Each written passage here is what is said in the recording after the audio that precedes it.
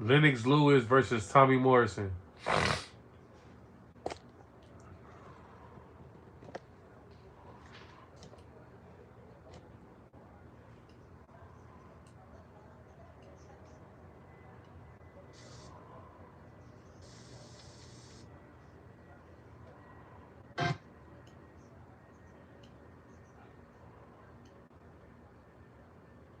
Fights 24 by knockout, but success came so easily, training lost its urgency. Tommy Morrison hit hard, but he partied hard.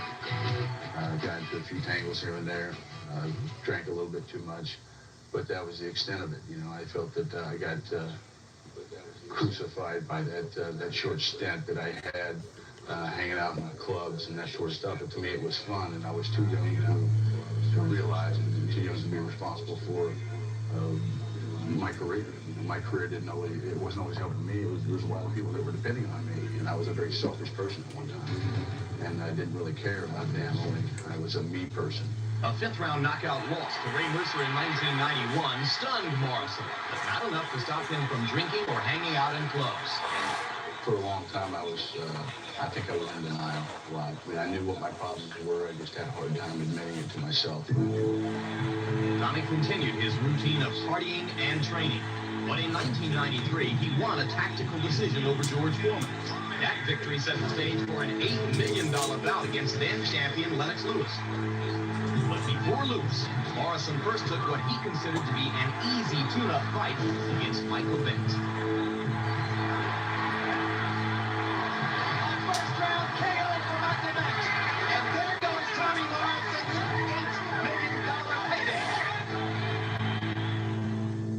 That was probably the bottom, and that was after the Bent fight. There was about a period of about 2 or 3 months there where I didn't do anything. I didn't do any training at all. You know, boxing was the furthest thing from my mind. I started trying to drown my sorrows. And one day I was sitting here in my apartment, and I just got so frustrated. So I just started crying. Sometimes you have to hit a lot before you can bounce back. His career slipping away, Tommy Morrison retreated to his roots. He left the party life in his adopted home of Kansas City, Missouri, and bought a ranch near his childhood home in the quiet town of Jay, Oklahoma. Yeah, you said he's gonna call me. Life is not a bar anymore. I don't go to bars. I don't want to be around this sort of lifestyle. And well, I'm just so happy that that's all behind me. You know, there comes a time in everybody's life you got to go a little bit. And I finally Tommy Morrison versus Lennox Lewis, nigga. Doing things right, trying to make people happy, and trying to make myself happy. Tommy has tried to separate himself from the temptations that damaged him earlier. The only wild animals here are the monkey, the leopard, and the lost a little he bit. now raises. You gotta give him a step back. He lost a little bit. This is pretty normal. What makes me the most happiest. What? And it gives me the quality time that I need to devote to the things that are important to me, and that being my girlfriend, my kids, and my family. Being in the position I'm in now, a lot of people around here look up to me. A lot of my friends look up to me. My family looks up to me. And it's very hard. It would be very hard for me to look up to somebody that I knew wasn't doing the right thing. And I think there was a time there where I wasn't doing the right thing, and I think it was obvious to everybody but me.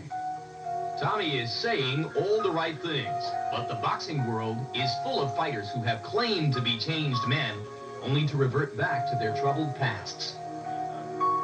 People can just judge me on what they see, you know, what I've done.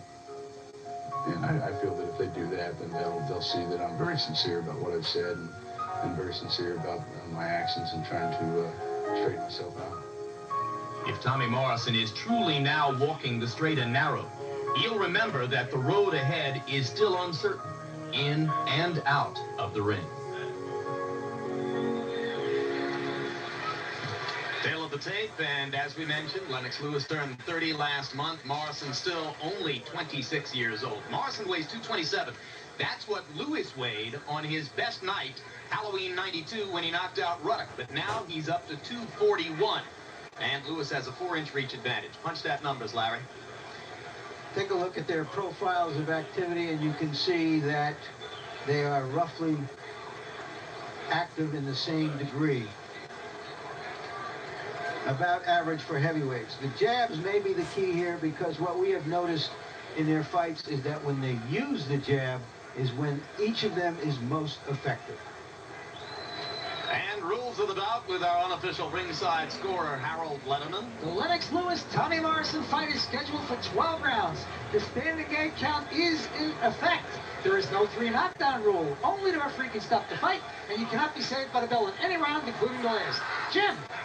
And there was the obligatory last-minute war of wills over who would enter the ring first.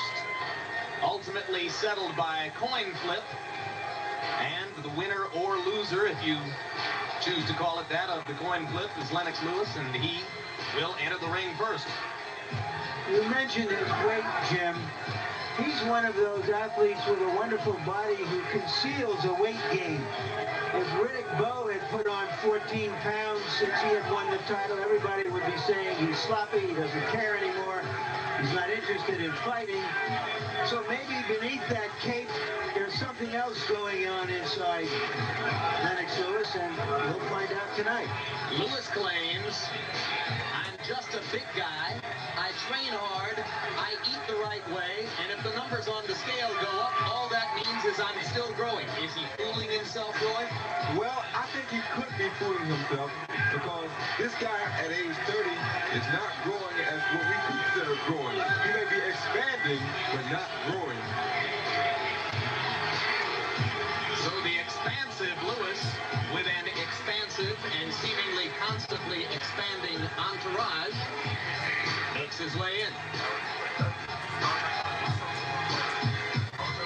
Lewis has been promised a shot at the WBC title if he wins here, but we all know what those kinds of promises mean from the WBC. And the record for Lennox Lewis, 23 KOs out of 27 wins, the 1 loss, the second round, 1 punch, quick count, knockout at the hands of Oliver McCall in London more than a year ago.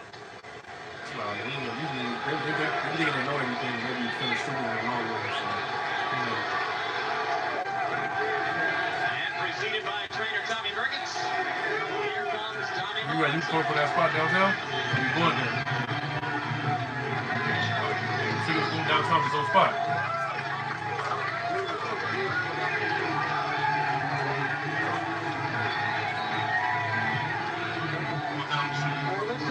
Tommy Morrison as he was then, curly-headed, bleached blonde. You be in that crib by yourself? And now you see him now trying to make the same kind of transformation to a serious athlete as Andre Agassi did. Can he be just as like me, man? successful as Agassi has been since he showed his maturity? Keep on honey. You fucked up 2 families.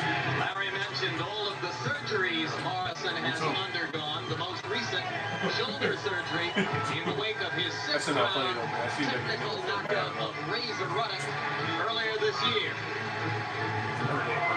He's had about a dozen surgeries altogether. Just 26 years old, 6 on his legs, 1 on his hands, 1 on his jaw, and 1 on that shoulder. He's been through wars in and out of the ring.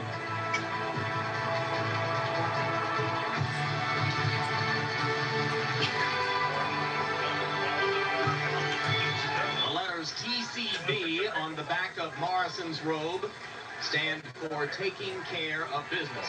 So then we trying to play stepdaddy?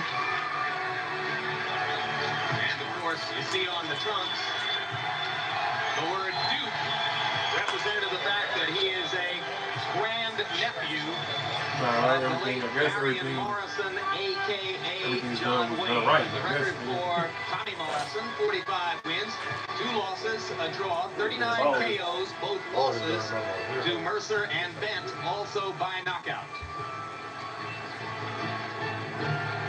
Tommy Morrison is a 3-to-1 betting underdog in this fight, probably as much as anything because of this.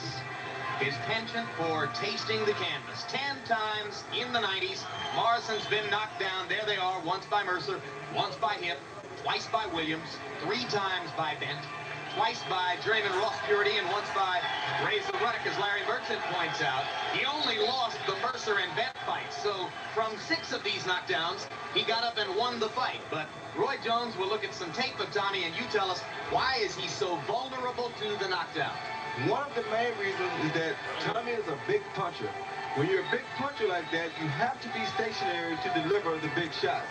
They also take up more time getting from point A to point B. So most of the time he's caught either between the big shots or caught looking for a big shot. You got your hands in all these. He got caught right between 2 big shots. He threw 1 big shot, took time to get set for the other, and bent caught him. So what you're saying is when he's attacking, Tommy Morrison is an ideal target for a counterpuncher. Lewis is seen by most as a natural counterpuncher. Lewis is a great counterpuncher, and if he takes his time tonight, to be personally, I feel like you got a better style of teaching than Roberts. Maybe at an advantage over Tommy Morrison. No, but to me, I feel like you got a better style of teaching just because you feel me, nigga. I like just that sparring clip you showed me, that old sparring clip you showed me, nigga. And like you for sure moving better than the old boy ever will move me. So it's like I feel like your teaching style is better, but he just got the champions underneath. Bro, how long was Chris take with you before you went over there? The featured bout of the evening. 12 rounds of boxing in the heavyweight division. This bout is sanctioned by the New Jersey State Athletic Board Boxing Commissioner Larry Hazard Sr. The 3 judges assigned to ringside to score this bout on a 10-point must But you was his main coach in Saudi Arabia. Al DeVito and Eugene Grant. And when the bell rings, the man black in charge of the action, referee Mills. Like recently? And now, ladies and gentlemen, from the convention hall here in Atlantic City, New Jersey. Punches, I feel like. I think he fight like he's a motherfucking like he cracked like art, man. That ain't. I don't think that's his style, man. I feel like you can see him the nigga style, to be honest with you, because he athletic like that. He's light, bro. Wearing the black, trimmed with red, ain't no motherfucking weighing 227 pounds. Art is more of like the natural Mexican style coming forward, you know, like he's more of that flat-footed shit. That's more of his place. He really hit like that. And 39 of his victories. I feel like Art is more of a cracker. He can fight like Canelo style, like the Mexican style. Victories over Razor Ruddock, England Thomas, and Big George Foreman. And he has captured 2 championship belts from the he told me you taught him how to fight off the ropes. Ladies and gentlemen, introducing he told me you taught him how to fight off the ropes. World heavyweight champion, Tommy. Man, you don't get your shine, nigga. Just keep on. I know you've been doing this shit for some years, but you get your shine, nigga. You feel it coming. And his opponent across the ring, fighting out of the red corner. He's wearing black. I feel like if Fed performs good his next 2 fights, he gonna get a solid fight, bro. 41 pounds. He just gotta overachieve his next 2. Olympic gold by defeating Riddick Bowe. And as a professional, he now has a record of 27 victories with only 1 defeat. Of course, nigga, 100%. We already know. Hell yeah, nigga. Hell yeah. Ladies and gentlemen, presenting from East London, England, the former heavyweight champion of the world, Lennox Lewis. Okay, all right. Tommy, Morrison. All right, listen up. If it goes right here, Tommy, right here is going to be all right. We've already gone through all the instructions. Expect a tough, clean fight. Protect yourself at all times. Any questions here? Any questions here? Let's get it on. These fighters are not so much at a crossroads as at an intersection without any stoplights, and everybody is looking for a big collision. Yesterday, when we met with them, Lennox Lewis made a big point of telling us that he has learned since the McCall fight how to ease his way into a bout, not looking for the big punch from the outset. Tommy Morrison has made a big point of saying, I don't think I can outbox Lennox Lewis. I don't even think it's worth trying. But he did outbox George Foreman a couple of years ago, and there are some of us who still expect to see some of those in and out tactics. I think Morrison made a very good statement because Lennox using this jab like he is, I always wanted it's to going to see be very difficult for Morrison to outbox him. The weight that Lennox has added he is not too big. He's gained weight in all the right places. It must be mostly in his legs because I cannot tell from his upper body. His upper body looks good. Lewis trying to land the right cross. Has missed a couple of them so far. Morrison not able to open up and throw much yet as Lewis is keeping him at bay with the jab.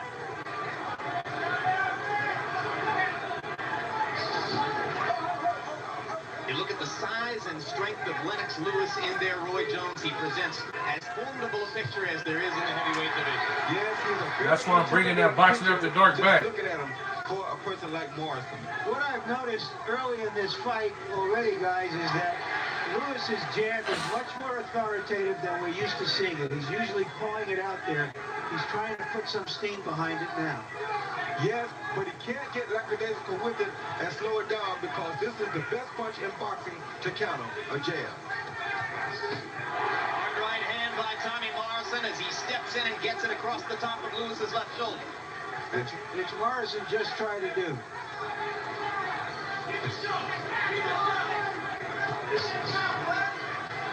You KO'd the out of fucking shape Tyson. Bad habit is to leave the jab laying out there and measure his man with it.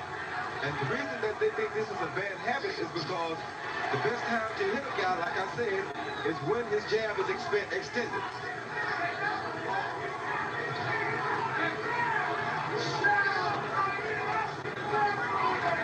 More than 2 minutes into the round, Tommy Morrison has landed 2 counter right hands against Lennox Lewis's jab, but Lewis's jab has dominated the action so far. Morrison's left was blocked against Lewis's arms. The right hand got through again. If I were in Lewis's corner, I would be telling him to throw the straight right to the body some. That would move Tommy Morrison's hand, and that would create an opening for the right hand to the face. Lewis finding an inviting target for the jab so far. Has missed every time with the right hand, but Morrison is very aware of Lewis's right and flinches away from it when Lennox throws. Keep hitting that like button, y'all. Keep hitting that like button. Keep hitting that motherfucking like button. Another right hand miss as the round comes to a close, and a relaxed Morrison allows himself to go to his knees. Lewis pushing him on the back of the head. Keep working the jab. You're going to find him. He's really confident. He's got the power, and he's not coming in. He's staying back. Just keep working the jab. Everything will happen. He may be getting away from it. Sooner or later, you'll get close enough. You'll figure out instead of taking it over you close enough, maybe take him right up underneath. But keep working the left hand. He can't get his attack going because he felt the power of the jab. So let's work on the jab. Everything will fall in place. After you throw a combination, you make sure you come out low. Doesn't matter, you're going to see that right hand coming all night long. So you can't take anything from Lewis. Take it away from him by using more jabs, more sevens. Double up on your sevens, look for the body. Double up on your sevens, look for the body. A little more speed. Lewis is trying to do 2 things. One, you see his right hand is high. He's ready for the great left hook that Morrison does have. And secondly, it's that jab. He's trying to force an opening rather than merely wait for an opening as he has often done in the past. There he was holding the left hand out there as he tried to land the right hand over the top, but he threw 52 snapping jabs in round number 1, and that kind of activity can only be a product of Emmanuel Stewart's reworking of Lennox Lewis's fighting style. 51 jabs is amazing. Lennox throw right then that I'm saying he should throw to the body. That way, later in the fight, if he starts to tire, Morrison will tire too from these body shots. If he punches to the body at all, Roy, it's a big step forward. One thing we've noticed in Lewis's past fights, he seems to forget constantly to go to the body. Morrison seems to be forgetting that same thing right now, though. He should be working Lewis's body as well. He's the shorter fighter here. For him to have an advantage, he should throw more body shots. That can bring Lewis's hands down. Morrison almost sneaked the left hook past Lewis's right hand. It was partially blocked. Lennox Lewis beating Tommy Morrison to the punch with the jab. Tommy just hasn't gotten his jab going because Lennox's left hand keeps coming out. And if I were Tommy, I for Tommy's left hand. If he throws the jab and leaves it out a second too long, Lewis will counter. Thunder with the right hand over the top.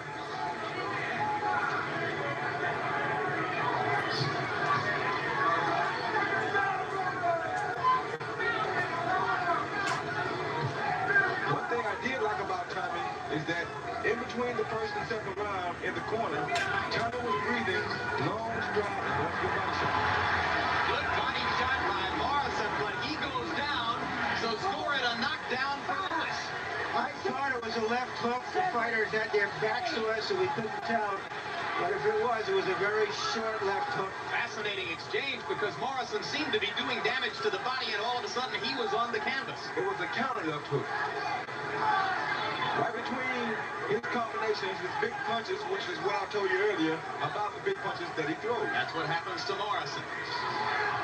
Lewis just misses with the right hand, and now there's blood at Tommy Morrison's right eye. So the little left hook from Lennox Lewis that put Morrison down has apparently also cut his eye. Both fighters more aggressive now. Morrison needs to move his head more. He's making himself a still target for Lewis. Lewis looking down can hit a still target much easier than Tommy can looking up. Both fighters need more head movement. Right now, Morrison is the one who needs it most. Round two coming to a close. There was a knockdown in the round for Lewis.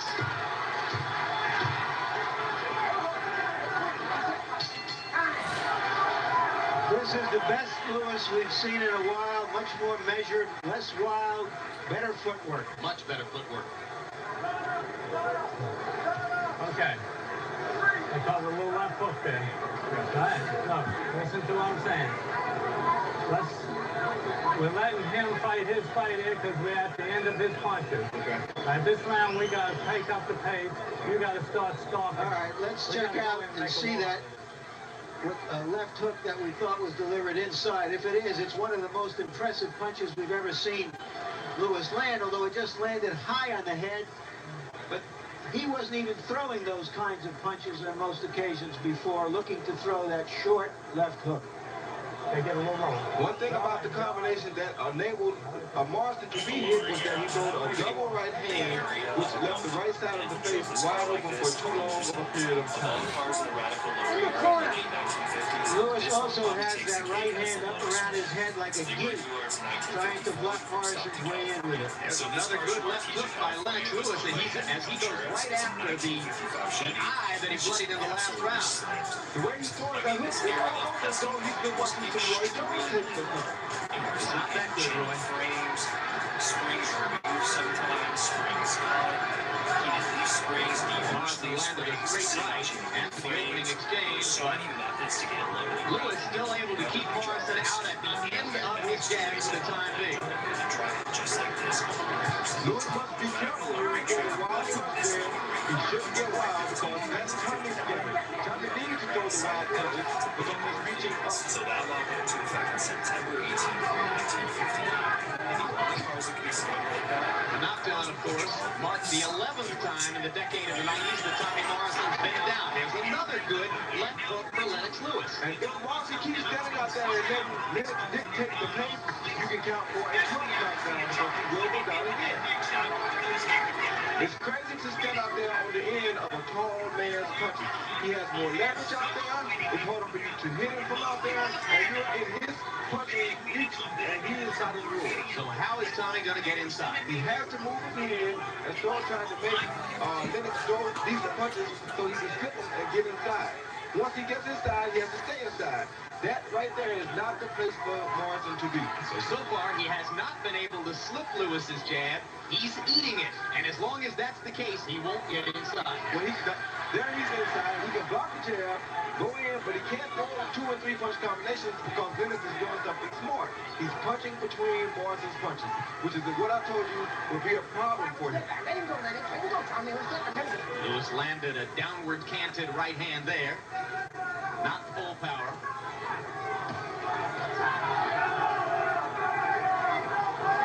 If I were Morrison, I would be content with that right there, getting one body shot at a time, hoping to tire Lennox in the later round.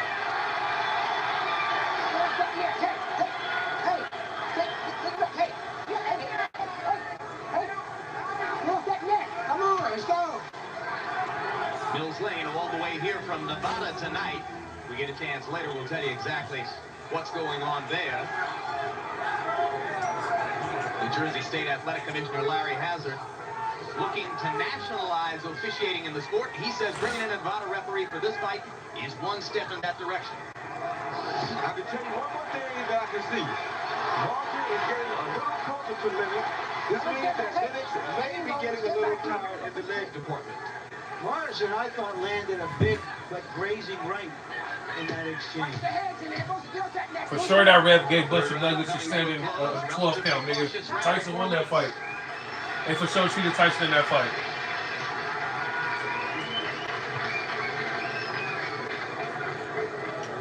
You know what you can do. I'm going to leave it up to you. If you want to, you can almost just walk him down, get right inside on him now, because you got control of him inside. Walk him down if you want with short shots and keep making him move back. Take the rest of the strength. You don't have to worry about no shots. You can walk him down, stay with short shots, and push him back all while you're punching. Because your punches are much shorter than his punches, Elsie.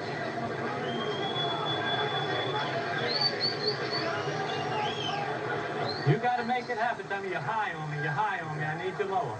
I need you lower. You got to sit down on that hip, get the weight on the ball of the front foot. All right? Head movement as you're coming in. Constant head movement. Yes. Low hips, follow the foot. That's the way. It's up to you. If you want to walk him down, just put your hands up tight and walk straight to him. He can't do it. It's too much weight, too much strength. Break him down. Stewart's pretty confident in there, Roy. Yeah, but you never should underestimate a puncher such as Tommy Morrison. I wouldn't try to walk him down. I would sit there and box him just like Tennison's doing. Keep him off balance with the jab and just peck it until you set up a big shot. If you've been as successful as Lewis has been up to this point, why would you change it? Why wouldn't you just wait for the big one to come to you? It's almost like backing a cat into the corner if you put your hands there and walk him down. You're going to make it fight much harder than he's doing right now. Here's the right hand by Morrison. He's got a mouse under his left eye, but he's starting to connect more and more frequently with those right hands as he steps inside. Body shot landed, uppercut partially blocked by Morrison. Lewis short with the right hand.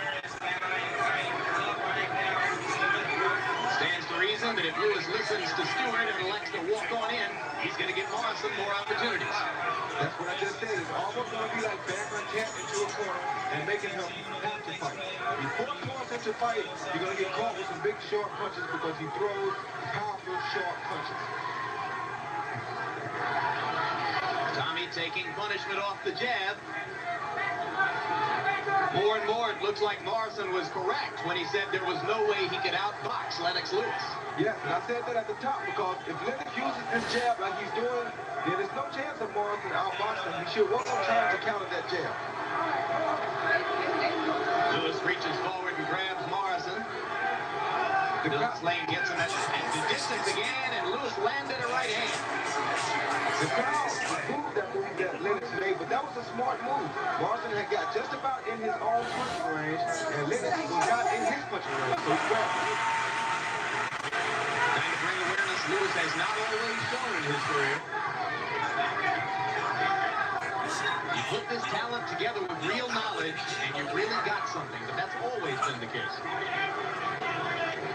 Another thing I see here, Lennox's jab is starting to look like it's falling slightly. If it falls, he'll have to be very careful after it comes back. It's falling on the way back. If it falls, he'll have to be very careful of that right hand right there. That's what Tommy just tried to do, countering over the jab with the right hand. I'm going to step back. Let's step back clean. Here we go. Come on. Lewis landing more punches. Morrison maybe landing the harder shots, although there was another hard left hook by Lennox Lewis. He's never been noted as a left hooker. It's been his most effective blow tonight.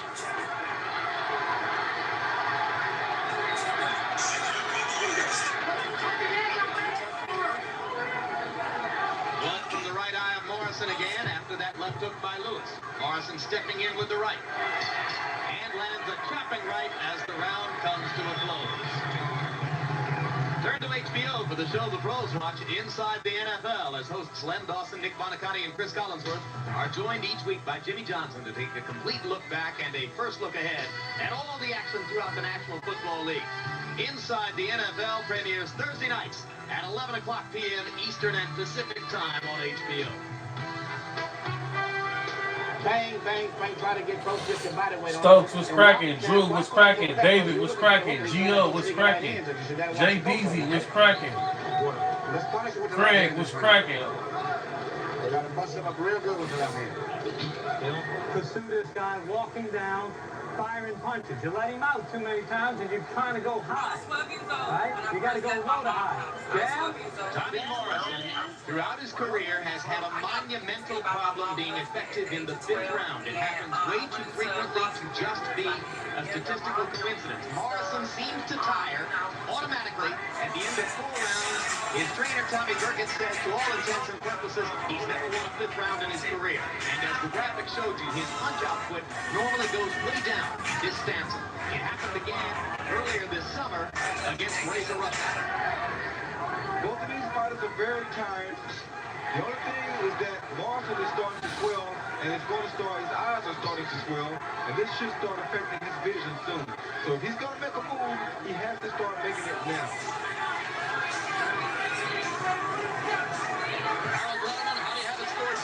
Jim, 4 rounds to nothing, 20 to 35 for Lennox Lewis. I think Lennox on 4 rounds. Certainly he deserves an extra point in round 2 for the knockout. Lennox is showing me a great left jab. Real good defense. Tommy's not getting through. And I didn't forget this killer Morrison with all that baseball. It's going in his eye, can't see the punches coming. And right now, Lewis is landing combinations at will. When Morrison comes forward, Lennox simply jabs and then drops the right hand over. He's been very effective in the first minute of this round. 2 things I see. One thing is that Morrison knows that the fifth round is not a good round for him. He's getting this good round and catching him. The second thing is that Lennox is not hitting Morrison's body. If he touches his body, he will knock him out. Morrison is trying to fight Lewis the way he fought George Foreman, staying outside his range and then trying to fight and get inside of his own terms. But Lewis is just much faster than George, so he's having a real difficult time executing that plan. And not only that, if you stay out of Lennox's range and he has the longest arms, then that means you're that much further out of your own range. Morrison landed a left hook after Lewis's right hand, so both men did damage there. But Tommy Morrison is battered around both eyes and appears to be losing his vision as time goes on. Yes, but look at the facial expression. Morrison has almost an I get that facial expression. Lennox has an Welcome to Boxing After Dark, everybody. Boxing After Dark, baby. Because when you still got that I give, which gives you more confidence, gives you energy sometimes that you don't even have to want to get him out. Under a minute in round number 4. Or check it, round number 5, I should say. As has been the pattern throughout his career, Morrison has been largely dominated in this 5th round by Lewis. All those punches were blocked by Lennox Lewis's arms. And there's a monumental uppercut. Morrison went to one knee. Lane calls it a knockdown, correctly so. Morrison knew it. He went immediately to the neutral corner, and that right eye's looking pretty bad. This fight is basically over. Like I told you before, Morrison has the I give up look on him. Lennox knows it. Lennox is just going to keep coming. Lennox has done his homework on Morrison. He knows every combination that Morrison throws, and they're the same. So he's not hitting him. Round 5 ends. Lennox Lewis, to this moment in the fight, has looked better than at any time in his career since Halloween night 1992 when he plucked Ruddock in the 2nd round.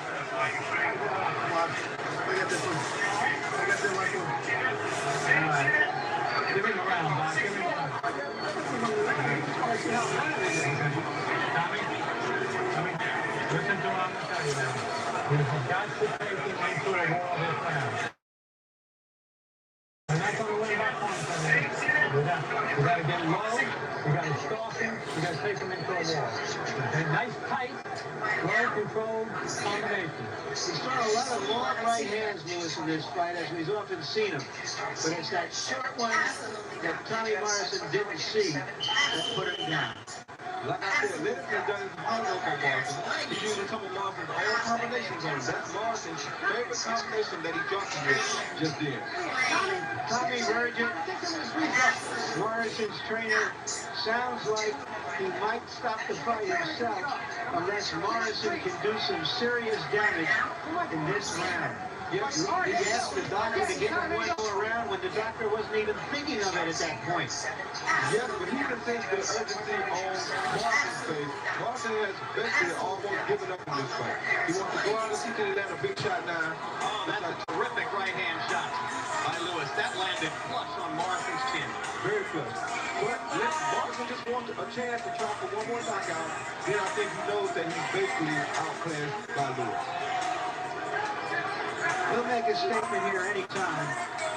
In pleading his own case, you might have heard Morrison say to the doctor, I've still got my left hook. By way of saying, listen, don't stop this thing too fast. I'm dangerous.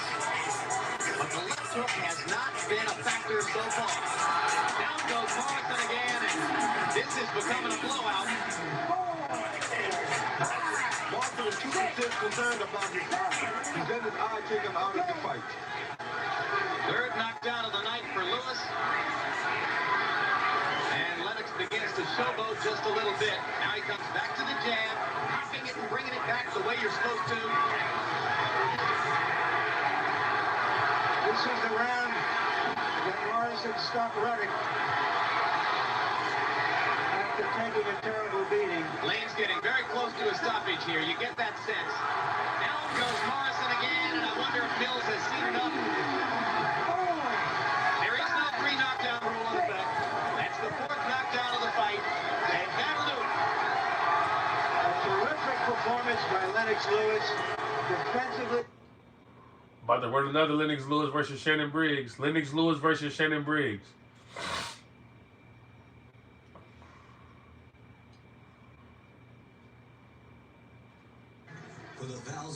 I'm a decent man in the city of demons. Niggas be shooting.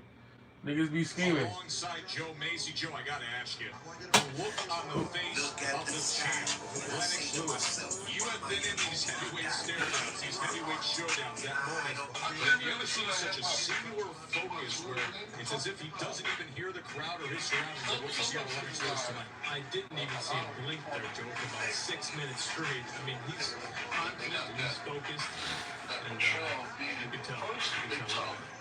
Look at this, referee Frank Cappuccino ordering Lewis back, and little inch by inch, Lewis backs into his right corner. You know what, that's a real pro move by Cappuccino, saying, I know you're two big guys that can do a lot of damage, but I'm in control. That's the type of referee Frank Cappuccino is, and as a fighter, you gotta respect that. The ref's there to make you feel safe, to keep you safe, and once you know who's watching you. Early pace by Lewis. Of course, that jab from Lewis is so effective as it has been throughout his entire career. Tremendous pro career, 32-1. Of course, a wonderful amateur career. Lost in the quarterfinals, 1984 Olympics, stuck around, didn't turn pro, so that he could capture gold in the 88 games. Very similar records coming in this fight, but you gotta respect the fact that Lennox Lewis is probably has more experience because of the level of his opposition. No doubt about that, especially when you consider the fact that it was just 2 years ago this month, in March of '96, that Shannon Briggs was TKO'd in 3 here in Atlantic City against Darrell Wilson. Lewis's resume is superior. Both men trying to work the jab. Briggs looks very good tonight. 6'4", a tight 228 pounds. He did come right. Very physically fit. Looks conditioned. Of course, at 6'5" and 243, Lewis, an intimidating physical presence in the ring.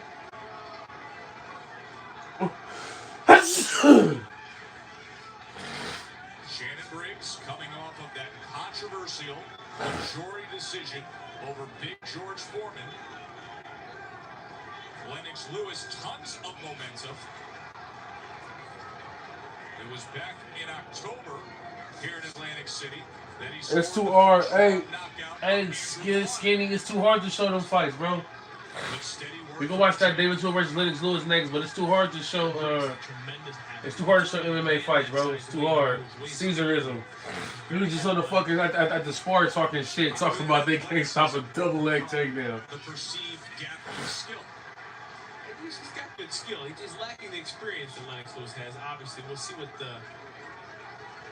rounds bring to us. But right now, Shannon Briggs moves very, very good for a big man. He's very elusive the way he slipped these punches right here. Oh, and he catches him off balance. And Briggs jumps all over him. Briggs, a series of lefts. That nigga said they can't stop a double takedown. That shit's crazy. Lewis covering up. Oh, hey, that looked to be to the back of the head. Nonetheless, Briggs on the attack. Lewis looks hurt. He is. No doubt about it. Closing moments of the first round, and what a finish for Briggs. Shannon Briggs came into this fight with 17 first-round knockouts to his credit. But never has he been up against the skill, the experience, and the level of a Lennox Lewis. But nonetheless, he started fast again. Stunned the crowd and Lewis here in the first round, Joe. Joe, we haven't seen him much. Lennox Lewis was hurt here. He stumbled back here. It looked initially as if he tripped, and Briggs went to work on him. But a minute later, into the corner, Lennox Lewis was hurt. It looks like he may have gotten hit in the back of the head. Right here, he connects with a nice hook. Then he jumped on him. But it was in the closing moments of that first round. Lewis able to survive. And now, potentially dangerous. You wake up the giant, you never know what's coming back at you. This is where experience will tell its tale right here. If Briggs can stay calm now, utilize the fact that he did hurt Lewis at the end of the first, he may accomplish it. Frankie Cappuccino being vocal here, trying to take control of the circumstances here in the second round. There's a combination from Lennox Lewis, and he does such good and consistent work behind that jab. He certainly seems to have his legs back. I think Shannon Briggs in the past has faded early on in fights. He probably will try to pace himself a bit. Something to look for here. More work from the jab from Lewis. He won this title with a bizarre breakdown of Oliver McCall. That was last February of 1997. It was ruled a fifth-round TKO, but as you all well remember, it was venerable referee Mills Lane who stopped the fight just 55 seconds into that fifth round because McCall broke down mentally, began to cry, refused to fight.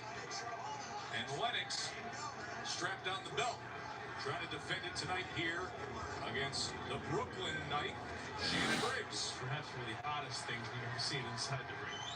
In a sport that has brought about many odd circumstances. That's a big one to say. But it was. You can hear Cappuccino complaining about the holding. Now, Lennox just pushes on himself. Lennox was a very effective jab. Always had a great jab. Briggs shaking it off on the inside. But the complexion and tone of the second round much different. Left hook by Briggs. Briggs now fighting in spots. Picked a good I mean, half court shot. Tries to crash home a few right hands. Coming for him, but don't worry, we wake up. It looks as if Briggs is desperately going for a knockout. I'm sure he's capable of knocking any man out, but after he lands a solid punch, he's aggressively going forward, giving everything he has to knock the man out. Cappuccino asks, what are we going to do? What are we going to do?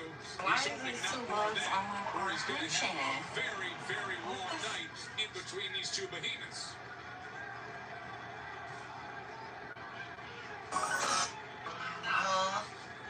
More work with the jab from Lewis.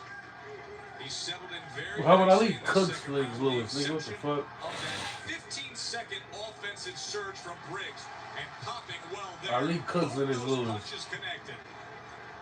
Lennox is landing a little more at will now, a little more confidence in Lennox. Hides that right hand well behind that jab.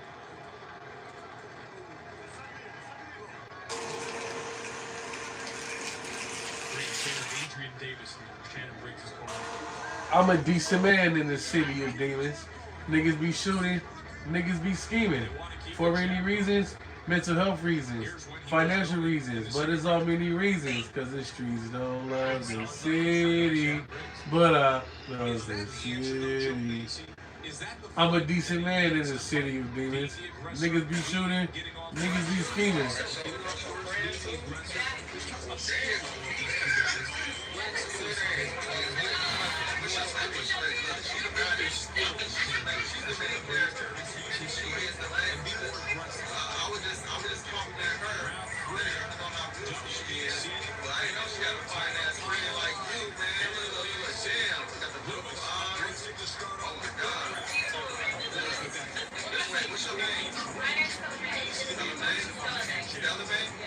Mike Tyson is knocking out David Tua, bro.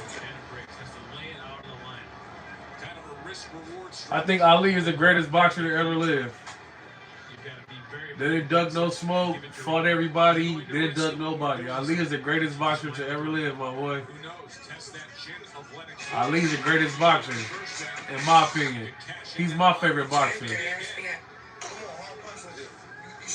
But if you want to talk statistics, the best boxer ever is Floyd Mayweather. Maybe that new era, that emergence of the super heavyweight, big men, but big men that are athletes, big men that have skill with size. It's true. I was really just going to say, you really get a good sense of how big Lennox Lewis really is. Shannon Briggs is a big man, 6'4", 228, and Briggs has got 3 inches on him. These are just huge, huge men, and athletic on top of them. You stand next to Shannon Briggs, and you think that he's going to be putting on shoulder pads and a helmet to play defense again on Sundays. Coming to the point of this third round. Now on the inside, Cappuccino gives him a groan. They separate themselves, and Lewis with a short right hand, and then more work with that left jab. Tries to drive home that right hand. Boy, if you're bending down in the path. He does have a great right hand. He's been successful with his right hand several times in the past. Lennox Lewis, of course, coming off the KO win of Galata. Joe Louis is not the greatest. Lou is the greatest man ever boxed. The greatest fighter ever boxed, Marcus Banks? I don't think so, man. To me, the greatest fighter, if you're going by statistic, is Floyd.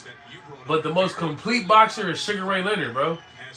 Sugar Ray Leonard is the most complete boxer. It's going to be a very long evening if you're already noticing that. It seems as if his confidence fades as well as his physical conditioning. Sometimes he just slows down round by round. Hopefully that won't be the case tonight. No, those two are attached. If you've done the work in the gym, if you've done the road work, if you're mentally tough, then you're probably going to be sticking around in the deeper water, Joe, right? That's right. As good of a job as Lennox Lewis is doing tonight, you don't see him work the body that much. A lot of jabs. I don't think Joe Louis was that great, bro. I just don't. I really don't. Then again, he's pretty I successful. really don't.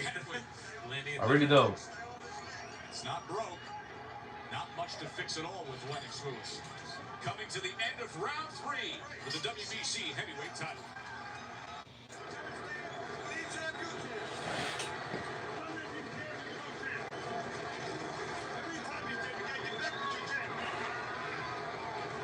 Heard the corner of Shannon Briggs imploring him to jab more, saying when he jabs, you jab, and that would serve him well rather than getting into situations like this. Nice uppercut there by Lennox Lewis. Shannon brought his head down a little bit. I think Sugar Ray Leonard. Right uppercut becomes a straight right hand right in the chin. I can't blow my nose. I got allergies right now, bro. Dangerous, and it always has been. That's good advice from the corner of Briggs. Not that they're necessarily. They got allergies. They got blowing. Just stopped up. Well with the jab, but at least if you're just throwing it out there, Joe, time and time again, it keeps range. It can actually act almost as a defensive weapon. Distract your fighter. Distract your opposition. Don't give them time to set up. Just keep throwing it out there, even if it's a lazy jab. Just be cautious they don't come over top of it. Lewis starts quick here in round 4. Left hand swept across, and then a right hand sends Briggs back, and he held on to that top rope. Lennox sees something now. He's a different confidence about him. He sees something in Shannon Briggs to go after. And I agree. I think the timing is right by Lennox. Oh, Briggs stood right in the pocket, and he got lined up for a right. Caesarism, shut up, nigga. God damn. straight right hand. Briggs staggered here in the opening 40 seconds of this fourth round. Another right hand crashes home, and Briggs. Christopher Charlie, what's up, brother? What's up, cousin? Combinations by Lennox Lewis. Briggs didn't know what. The Ali that fought Foreman loses to Lennox Lewis, but the Ali that beats Sonny Liston will fuck Lennox Lewis up. Gonna be a long 2 minutes. Lewis, patient, still head hunting. Now you brought up the fact he doesn't always go to the body. This would be a really nice spot to go to the body. Briggs is breathing heavy, a little tired, confused. Great time to go to the body, but he's connecting everything to the head. Look at that left hand of Lennox Lewis, right near the head, almost behind the head. He's used that to tee up uppercuts in the past. A right hand drives home. Briggs trying to steady himself, tries to return fire. What do you think of the legs of Briggs right now, Joe Macy? They're weak and wobbly. He's just trying to defend himself right now and block what Lennox has to offer. But he's got weak legs and weak confidence right now. Tries to come forward just a bit. Give him something to honor. Another right hand behind that jab. I think Frank Cappuccino's watching that. Pleasure is the reason that she breathes, and it is dedicated to dedicated for show. Drinking willows on the satin pillows. Lewis being checked. Briggs now, shoulder to shoulder. Briggs just pity-patty in there right now. Doesn't want to stay in that pocket, although Lewis right now, his pace has slowed, but he put forth so much in the opening minute and a half. Oh, he's just playing with him. The chance is playing with him. Trying to give him a false confidence, but yet a left hand comes in. And all of a sudden, Lewis has his hands down. Another combination from Lewis. Oh, did he draw him in there? Briggs down for the second time in this round. Man, should I throw on some Ali to show y'all niggas greatness? Lennox acting as if Briggs can't even hurt him. He's just very, very confident right now. His hands are down, landing punches at will.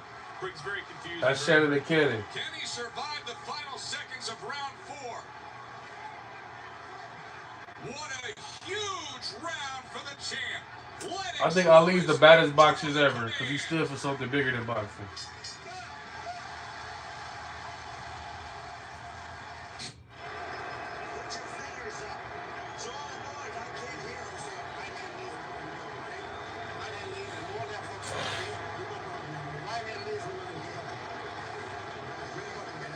Hell no, Lennox Lewis is not beating Ali. Lennox Lewis versus Ali in 1965, bro.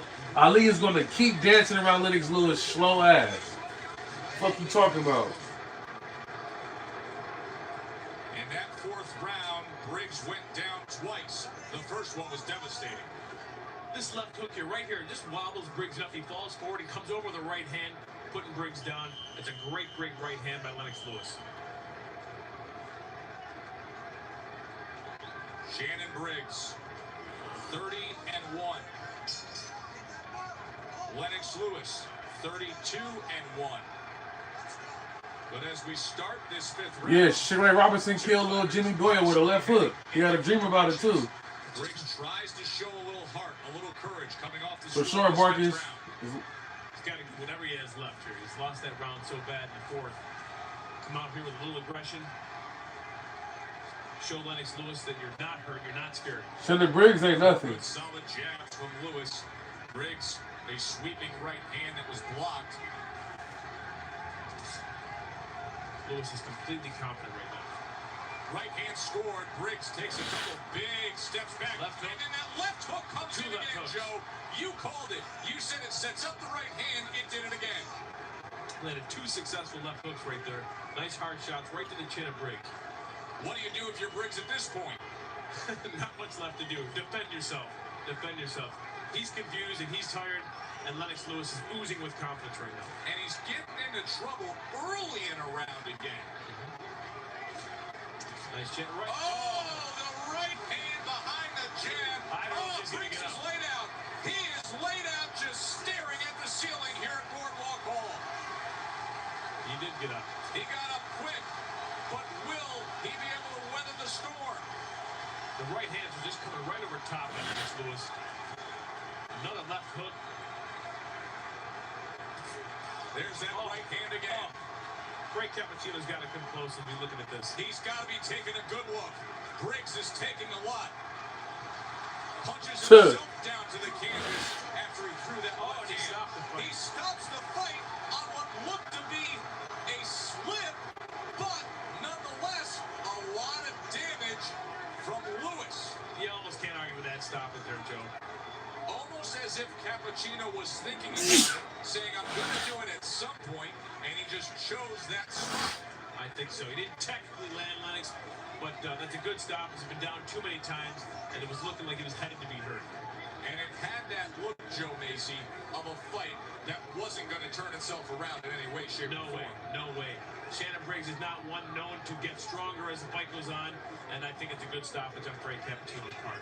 Well, back in November, it was here in Atlantic City when Shannon Briggs had the controversial majority decision win over George Foreman. No controversy tonight. That man was unstoppable. Lennox Lewis retains his WBC belt.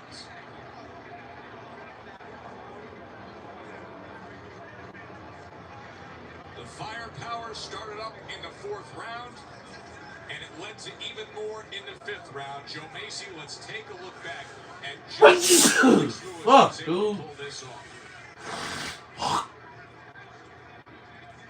He's never trained before, and although he comes in at 223 pounds, that's what he says. His new trainer, the laid-back Freddie Roach, in sharp contrast to the fiery Teddy Atlas, says Moore is happy, but it's usually tough to tell. He's always so sullen and moody. His first fight with Holyfield, his most important performance, but he has been an enigma ever since. Let's get the reaction from the crowd.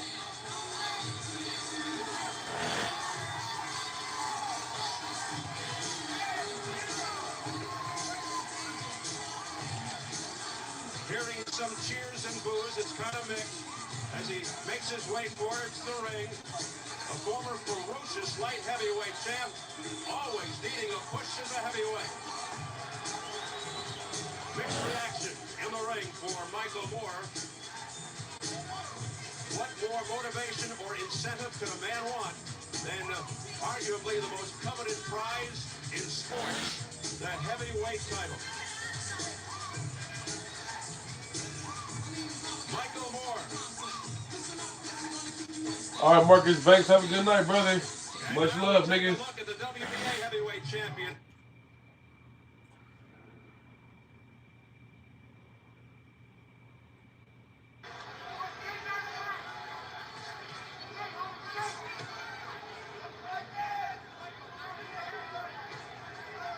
Moore not really known for his speed, somewhat flat-footed. He could be in trouble early if Holyfield wages an assault and fights from close range. Right now, it's a jabbing contest. Evander's throwing a nice jab. Michael Moore's not throwing a bad jab. There's the right hand counter that Evander's got to be effective with. The left hook in the right hand. And Michael Moore trying to get the left hand down the pipe. Moore will have to hurt Holyfield early to gain some success. Here's a combination by Evander Holyfield, but not much effect on Moore. They're keeping that distance. We talked about in the telestrator earlier with Bobby. That distance is there. Bro, what a Caesarism, bro. I wouldn't go fight the fucking war either in 1964 as a black nigga. What the fuck are you talking about, nigga? That's when tensions between whites and blacks are at an all-time high. You damn right I wouldn't go fight no motherfucking Vietnam people for the white man. I did the same thing. Yeah, that put your country first shit sounds good, but I ain't gonna go fight the niggas when I'm getting mistreated over here. Sound crazy. That nigga was swag for saying fuck that draft. My problem with that is this. If you're a young man still under the age of 30 and you're not really leaned out, how much work did you really do, or is your diet that bad? Both of them are bad signs. There was nothing good to be gleaned from that, not at all. And it is loose fat. Moore coming in heavy. He is a good technician in the ring. And bear in mind, both men got heavy punches. I don't care what they say. Most of these guys knock out me heavy. And many feel that Moore would crumble if Holyfield really challenges him, just jumps on him with a big physical attack. You know, it was a good right hook. It was more of a balance shot. I think that it was a big hard shot. Back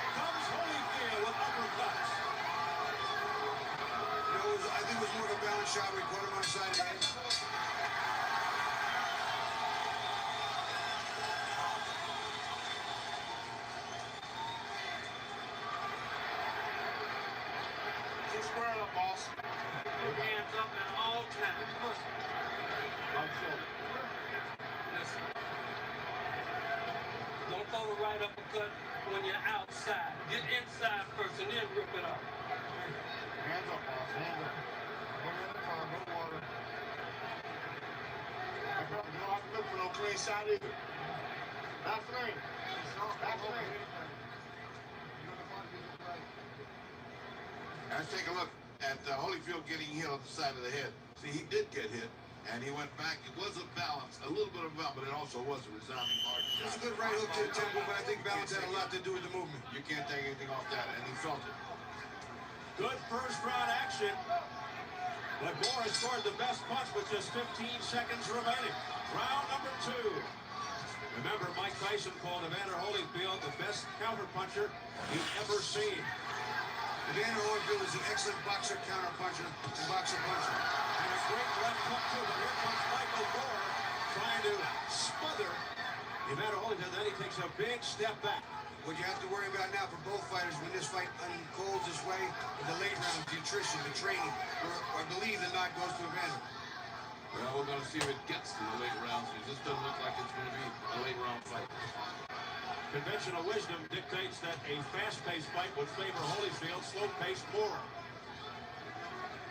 I think all that goes out the window when these two guys face each other.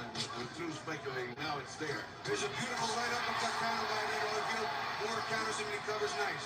Pretty combination by Michael Moore after the countering shots by Holyfield.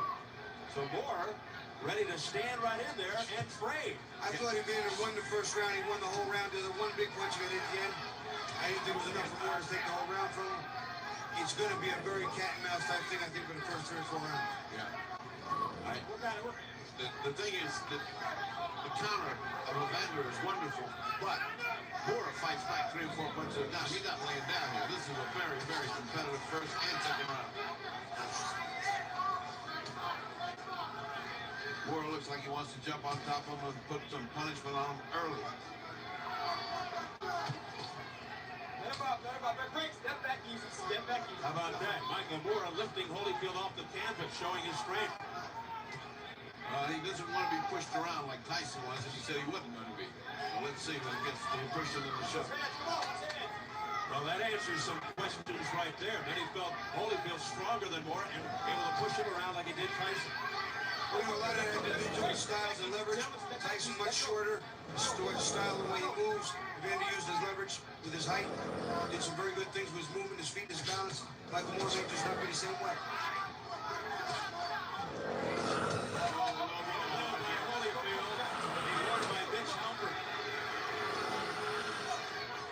Albert did a terrific job, and Tyson Holyfield one step away from the rematch after protests from the Tyson camp.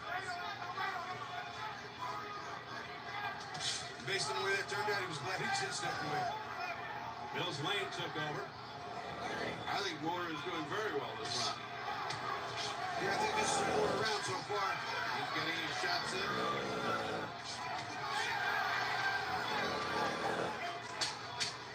They're both established something. Holyfield on the first, Moore in the second. Good round for Michael Moore.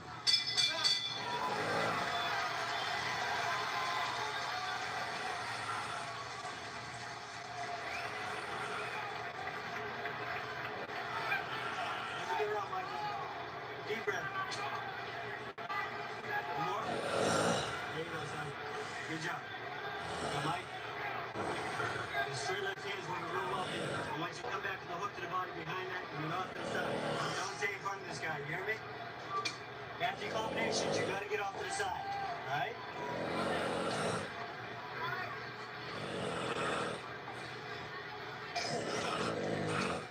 Shoulders are off, start. Everything open up. When you get in front of it, you got to take off. Put your hands on the pick one or the other.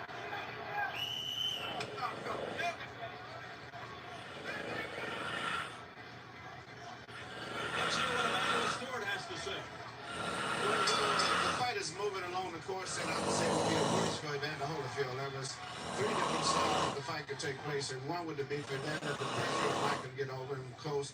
to move around and not to box him in a stationary position, which is what he's doing right now.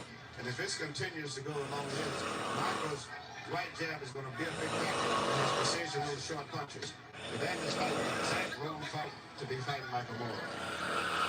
Thank you, Emmanuel. Moore looking confident and sharp. It was round 2, 3.5 years ago, in which he was knocked down. A countering left hook to the head by Evander Holyfield. He looks very solid, though, right now. They bang heads again. Evander's trying to work that left hook to the body very well. They bang heads on the inside. That southpaw style, the way they lean over and bend on each other. Sometimes it's the feet, sometimes it's the head.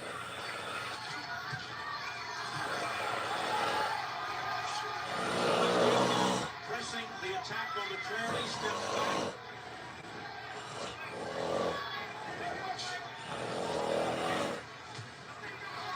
Evander's left hook to the head. Evander's left hook is very big. Right uppercut by Holyfield with chin up there. A straight right hand by Holyfield. Let's see if Moore has answered.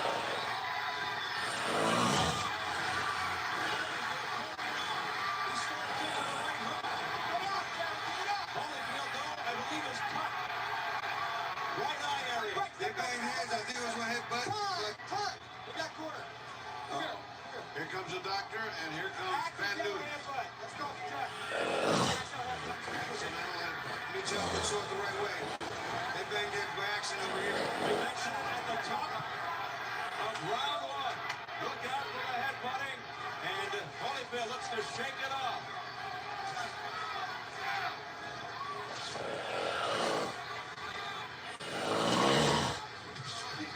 A straight right hand by Evander Holyfield. Perhaps sensing the urgency of the moment, taking in with body shots, Holyfield. Evander Holyfield's mad right now. He's fighting hard. He's fighting furious. And he has that urgency. No question about that. He's a better fighter. He's more comfortable there. He's a more balanced fighter. He's like shifting his weight in his arms, top to bottom. He moves well on the inside. The cut instigating the furious assault by Holyfield. Low blow by Moore, and then a straight right by Moore. Beating Holyfield to the punch there. Moore's getting his jab in. He's getting his jab in, and that's going to be the key. That's what really damaged Holyfield in the first fight. Knocked him away that his left shoulder was hurt. Now with a cut, it's even more reason not to keep eating that jab, and he is eating the jab. Final seconds of round 3. A round that sees a cut. And the bang heads again.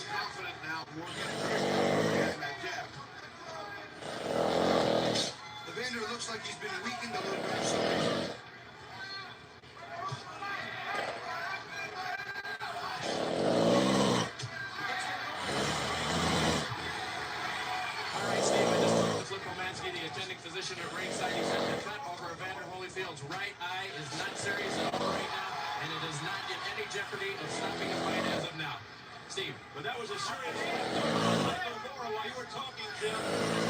That sent Holyfield reeling back a bit. Both guys got a great deal of force. Very competitive. There are no light punches. They're going at it. That's the jab Michael Moore used to use. And he hit on it. And that's the one that Just waiting to counter. His left hand down. What's he doing? I don't know what's he doing. Evander Holyfield looks like he's weakened or something's wrong. He looks almost similar to the first fight. he was very lethargic in the first fight. With all kinds of shoulder subsequent hard drops. But excuses coming into this fight. He's 100% physically fit.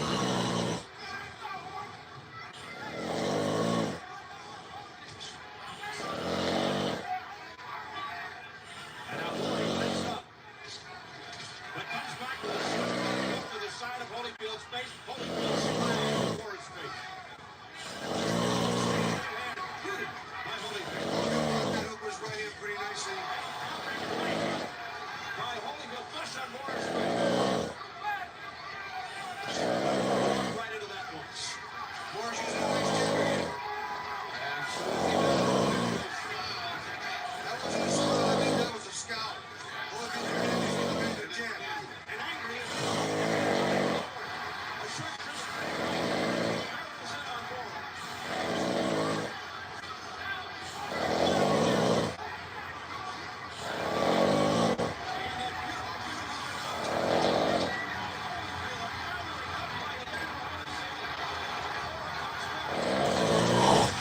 Moore is pounding on the inside as well. That's not all one way.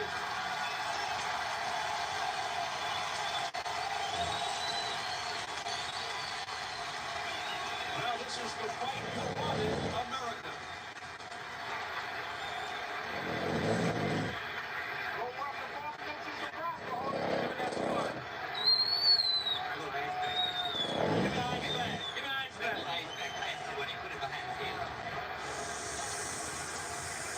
Then, you listening? When you get in front of him, don't throw the right hand so long, short, and quick.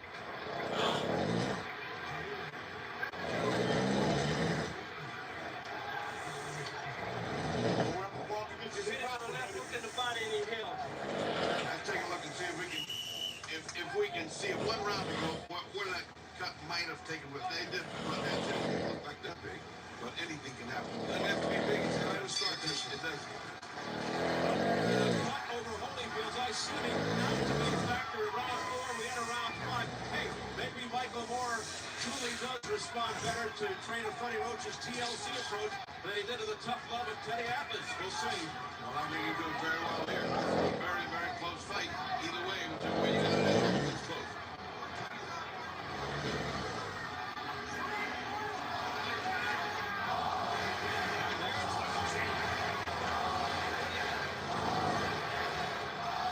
Shades of Holyfield Tyson. The crowd urge Holyfield on. Holyfield on the inside of Briggs next. He takes that left hook, but he can't let Michael Moore push him back and stuff that jab. The right uppercut on the inside from Michael Moore also very effective.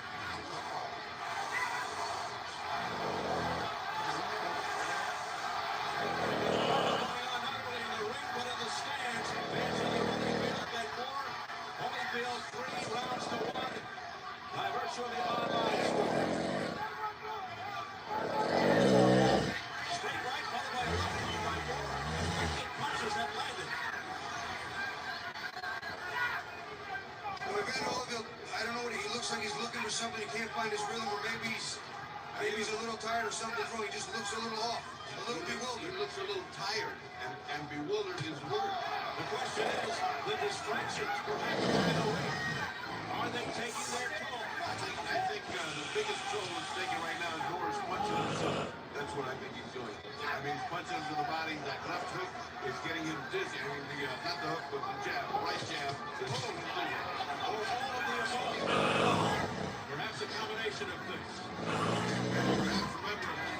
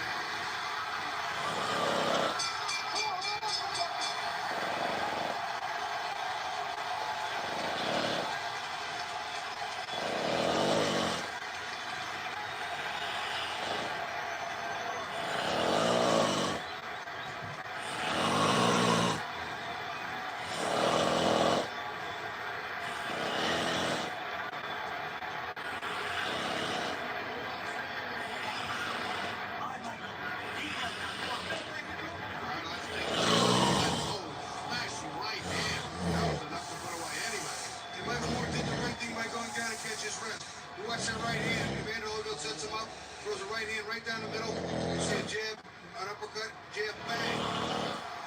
And down he goes. You hear the crowd reacting to the big screen. Well, there's no question. Just keep your eye on the right hand. It's just a perfect punch switch. Just starting to have his way. Having 235. Round 5, more down from the left. On the chin, here we go, round 6. The second time Bora is down against Evander Holyfield. In the 2 fights. Apologizing to Holyfield. I'm not sure what that was. Well, just about everything is happening to Holyfield in the ring. What's next? There's no parachutes available. Up through the roof. Ironically, has been marked by the respect for each other. That goes out the window in the ring. Right now, we see the more intensity he had just when he was fighting, where it looked like he was fighting in the ring. Holyfield slowed down.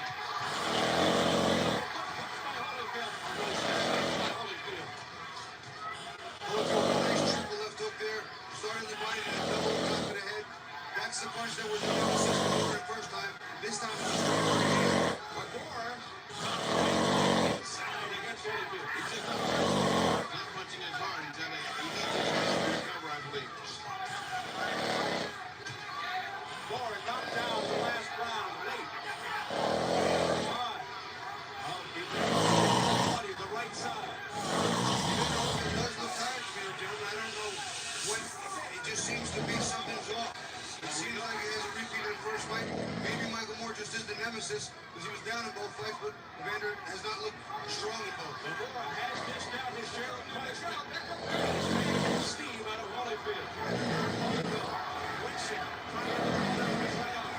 This has turned out to be a super heavyweight fight. Both guys equally matched. Any one can take the other out in a minute. So now we got bleeding, we got tiring Holyfield, we got a guy who has dropped. Excellent drama.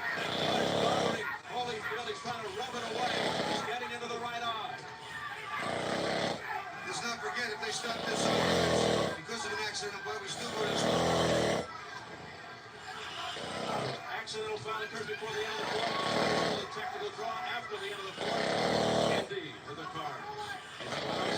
Holyfield surprised a little bit by not opening up and going right after him. Down. He's letting him was a Bora corner by It was not a low blow, but I was on the belt and above. The belt is legal. Holyfield able to block that left hook. That's something he was unable to do for most of the first fight. Because of injury.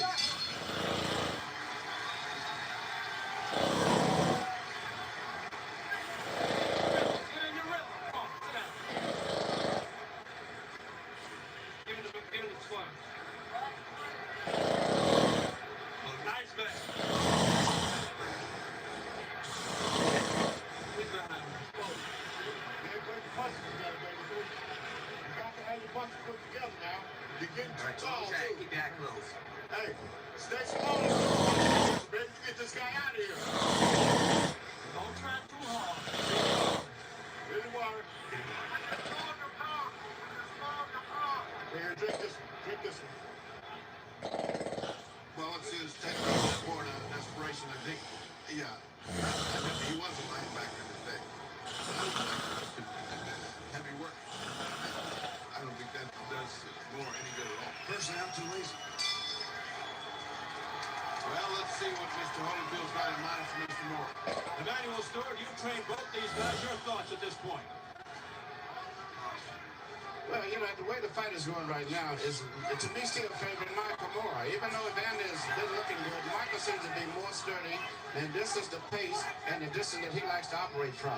Evander should either start moving from side to side, either go strictly to the inside and try to fight from the inside. But at this stage, if he's right then, Michael Moore is seeming much more stabilized, much more comfortable, and that right jab is becoming more and more of a big factor in the fight. All right, Emmanuel, thank you very much. Halfway through the bout could be some interesting scoring. The Holyfield wasting a lot of energy jumping around and bouncing like that. He could step and just be as easy, moving from side to side. He's trying to get into a rhythm, though. You heard Don Torres say get into a rhythm. Maybe this is his rhythm, a la Terry Norris, but I just don't see it. Guys, your unofficial numbers have to have them up. I have got Michael Moore and Holyfield tied. I have Holyfield ahead by a couple of points with the knockdown.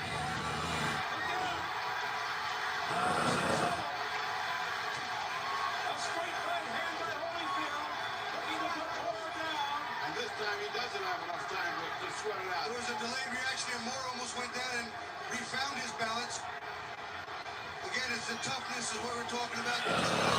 Both can give the beats, but who's tougher? Here's another stagger. Again, wobbles him. He's getting rocked with straight right hand, pushes Bora back.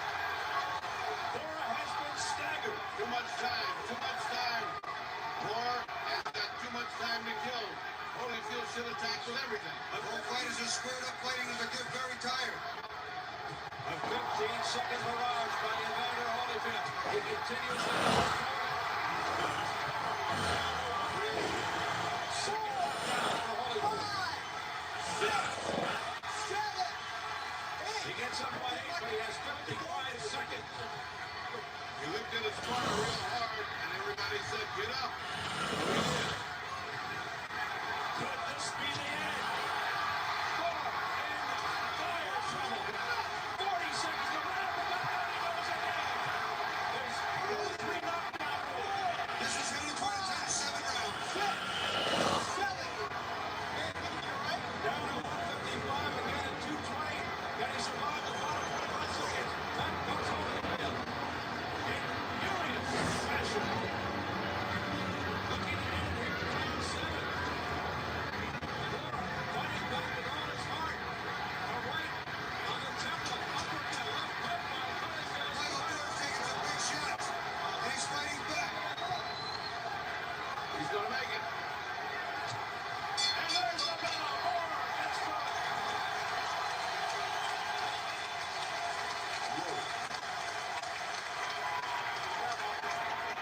Nice deep breath, son. Get some ice on the neck, please. Some water. Talk. Nice deep breath, Michael. Welcome back. How you doing? You okay? All right, let's take a look at that first punch that gets him in trouble. It's a hook, and you see it's just too much for him. 2 right hands. It looks like he's on the way down, and all he needs is to finish it. Now you see the first knockdown. Evander Holyfield knows he has to be in trouble. Michael Moore trying to sustain the right uppercut on the inside. Beautifully timed, right between the gloves. Perfect shot. All right, this is second knockdown, apparently second knockdown, and that, again, is the fact that a nice uppercut came in there, right uppercut. I'll tell you one thing, you can't question his guts.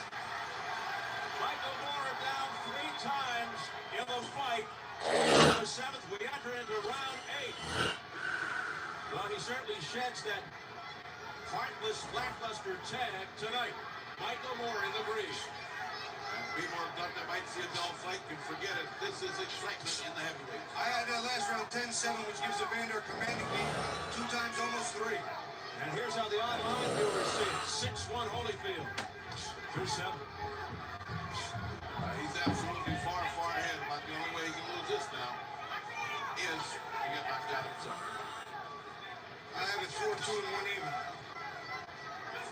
A frantic assault in the last round by Evander Holyfield, putting Moore to the canvas twice. But he couldn't finish him off. Moore is showing a lot of guts. Watch your head. Come on. Watch his head. That thing I was talking about earlier, the good and the tough, both good fighters. Evander tougher than Michael Moore. The difference, it is clearly the difference here tonight. All right, Briggs. Easy, Jimmy. Don't punch. Well, if there's a question about Moore's conditioning because of his fat, those 3 knockdowns kind of answer the question. He may be fat, but he's got guts and he's got condition. Back here fat. Now, the question is, how far does Holyfield get tired? We've seen him get tired in almost every fight except the Tyson fight. Now, let's see what happens. Right, don't punch.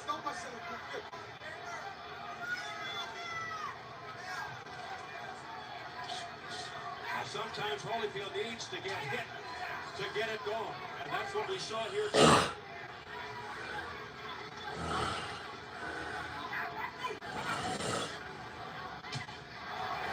That was Doug Carson. There he goes again. Combination. He's down to the 45. Michael Moore rolling around the canvas with a minute to go. 6, 7, 8. Really upset with himself. He gets up and 8 again. They'll have 50 seconds to survive. They have been 151 in a round 8. Now for the fourth time, Michael Moore. Holyfield is fighting like a great champ. That rumble, Michael Moore again. Michael Moore's legs are not totally under him. He's not sturdy. Right now you see him, he's leaning off to the side. Michael Moore is getting hurt by a man. Oh shit! Fuck.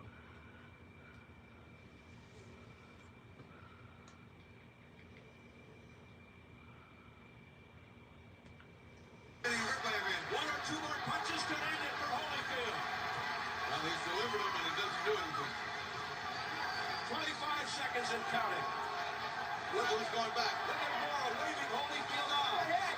He is game. I'll tell If you what, nothing else. if he loses here tonight, he'll gain more fans and friends with this fight than he has in many of his victories. Michael Moore's stock goes up regardless. Yes, indeed. Look at that right up into the chin by Holyfield. This one's over. This is it. Down on his back, skull. 6, 7. He's gonna make it. That's 7. The bell ends the round. What an incredible fight.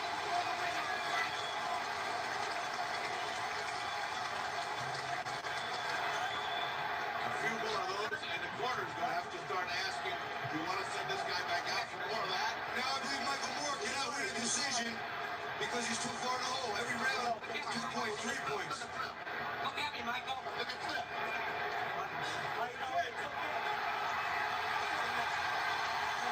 It's over. The fight's over right now. It just ended as we started this replay. They are waving it off. Michael Moore cannot answer the bell for round 9. It is all over after 5 knockdowns. All right, y'all. I'm out, man. I'm going to sleep. I think that was ended in the 8th round. He'd be doing very well. I said between 8 and 9. And what is it exactly? Between 8 and 9. See y'all in the morning, man. I'm out of here. Good night. By Evander Holyfield, but by the same token, tremendous heart by Michael Moore.